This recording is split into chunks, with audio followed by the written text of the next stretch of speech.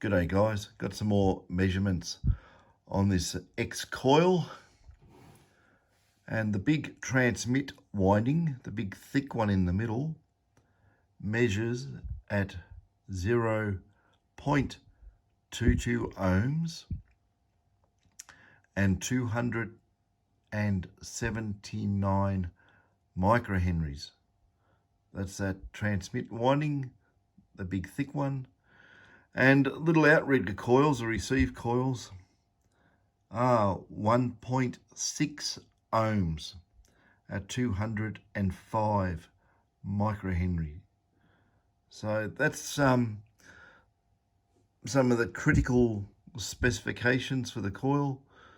I haven't actually gone and counted the windings or anything like that.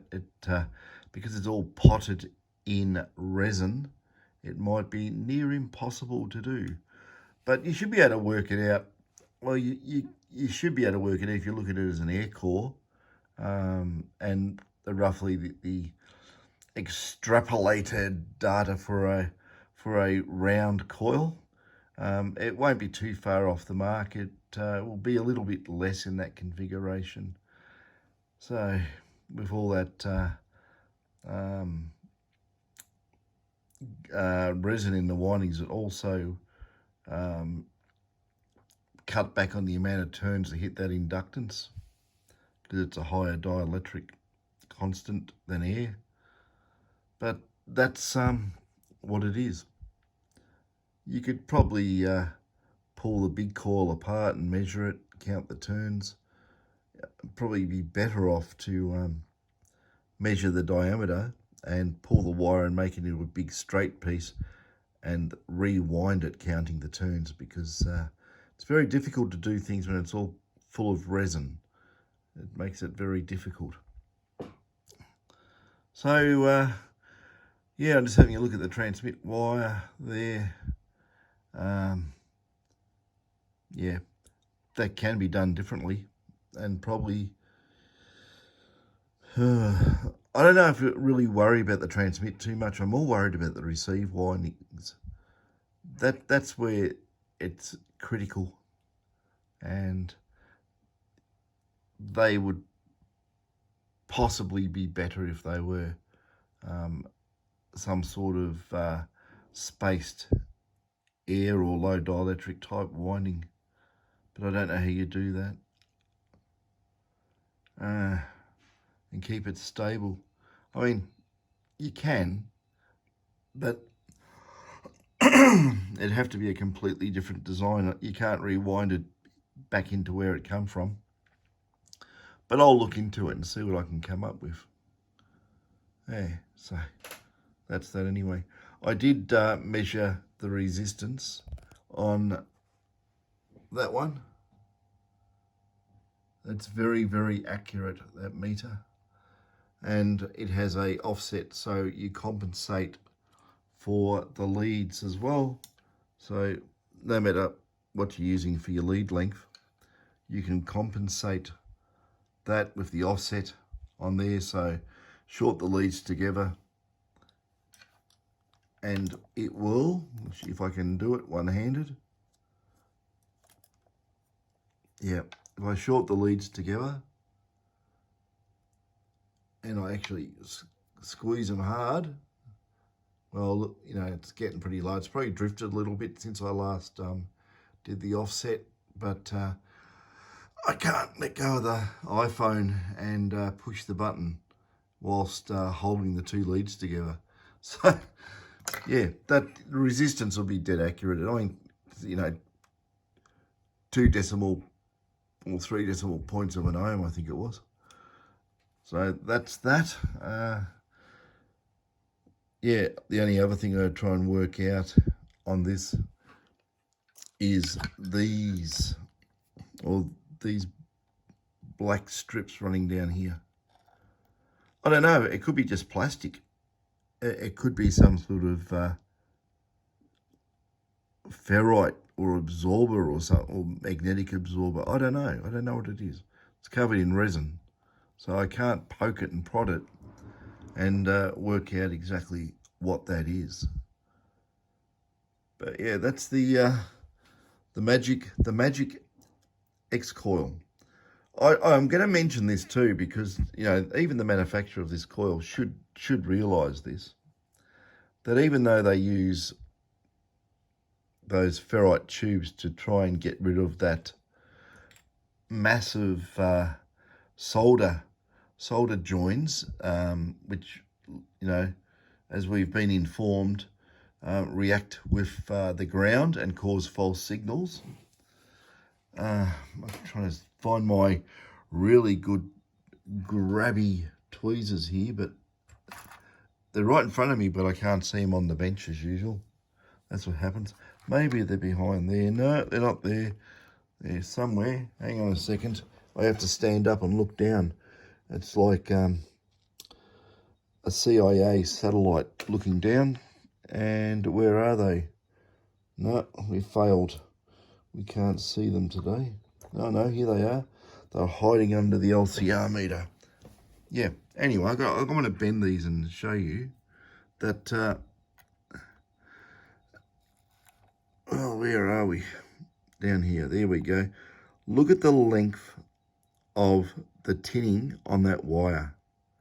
I mean, that is huge, huge. If I did it, I'd only have where the copper's hitting that tinned piece there. That's how long I would do it if it was me doing it. All this here is amazing.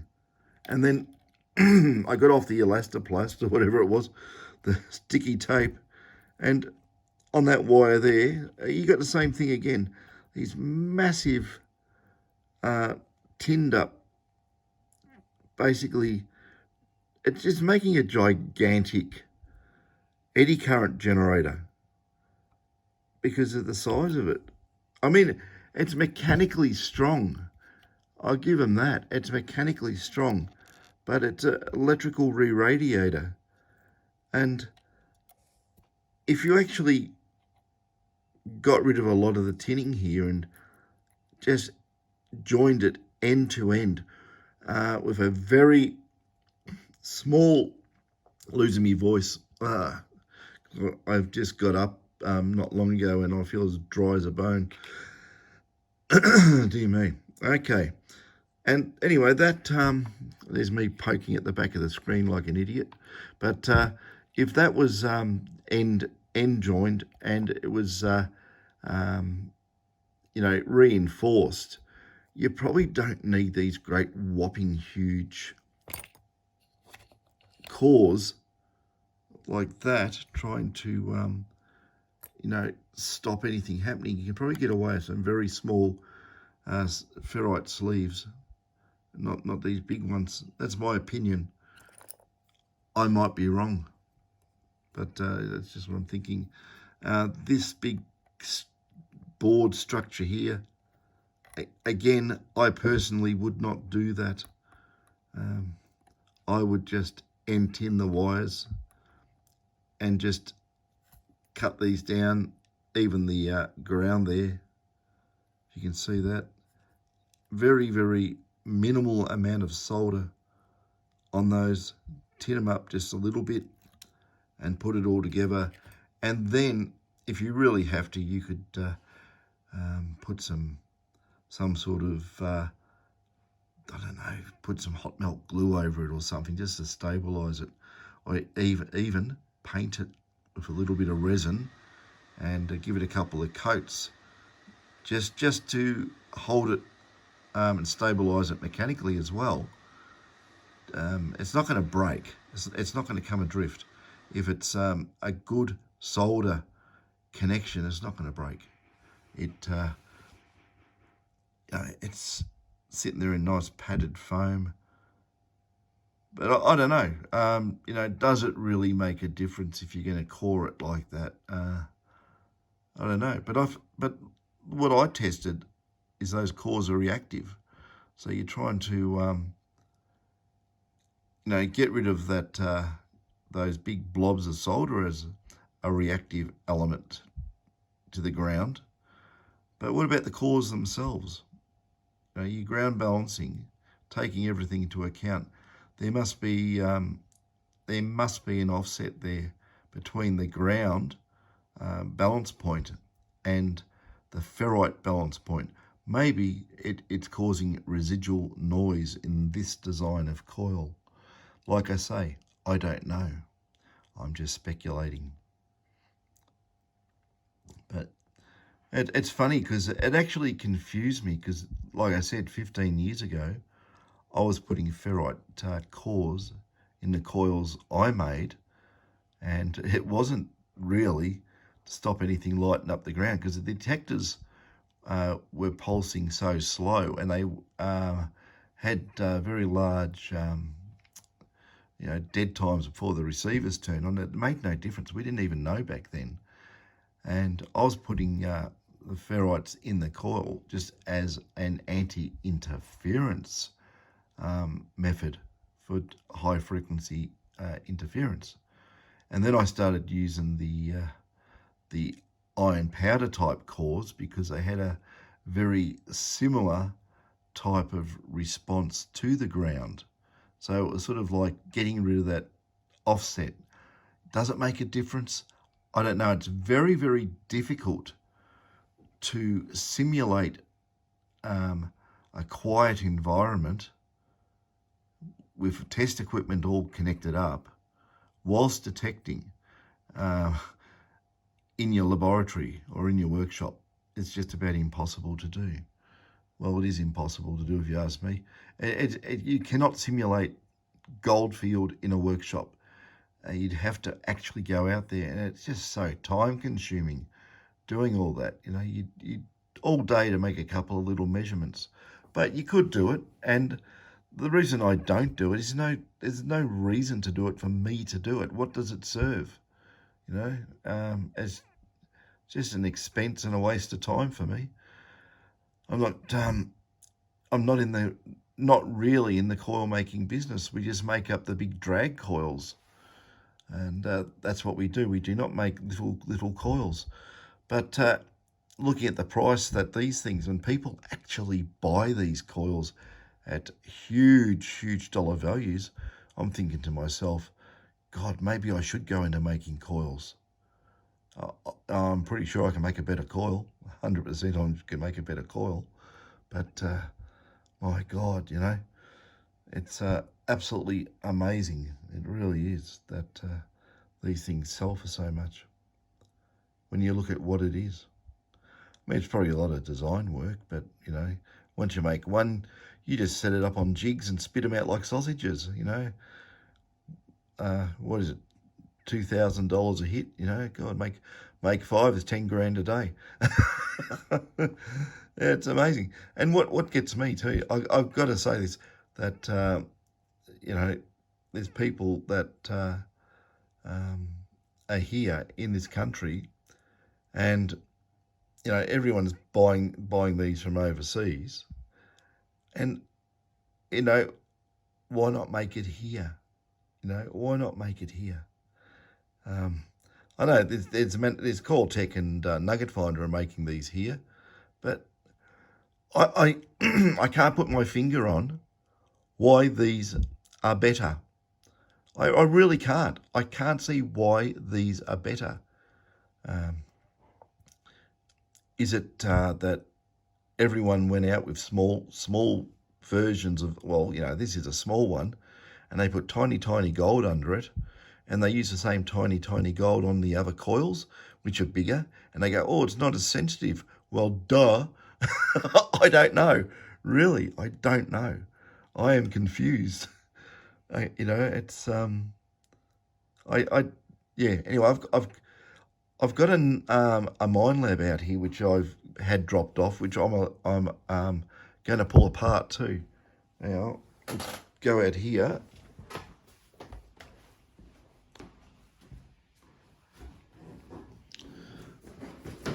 Oh my God, that's heavy. I've got this one. And this is going to be a pull apart. My God, it weighs a ton. And yeah, and get into it and just check out the windings on this.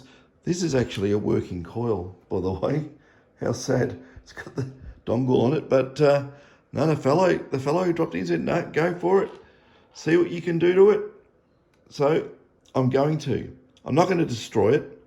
I'm going to see and examine what the differences are in the construction and the wire and the inductances and the resistances of this and an X coil. Because no matter what the size is, it's got to be electrically roughly the same. So I am going to get into that. So I'm going to put that down. That's damn heavy. Yeah, that's another one. That's a customer's coil, and there's another customer's one there, and that's got the genuine one on it. But my God, I think that's a Coil-Tech version. It's got its light.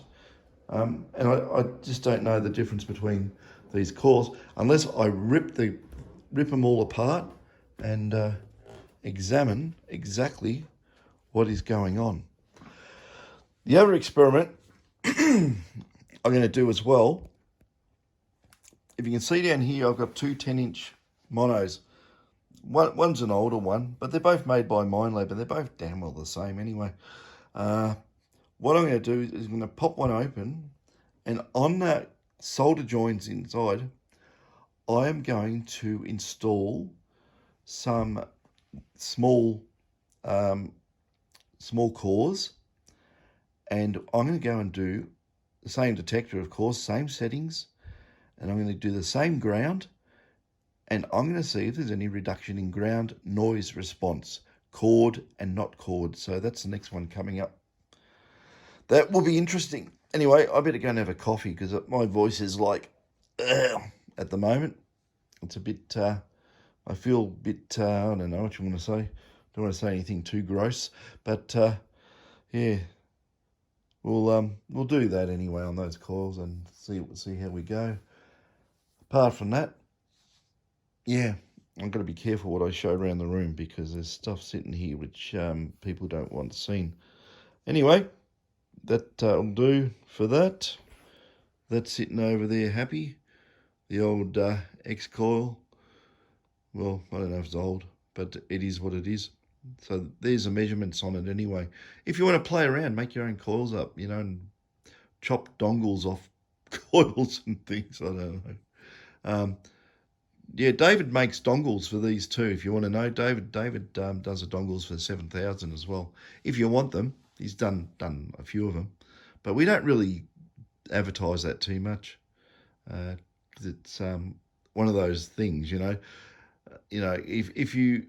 if something happens, and even though it's just say you did that and after a week, something happens and the little chip fails or something, which it shouldn't, of course, but if it did, well, who's going to get the finger pointed at him, don't you?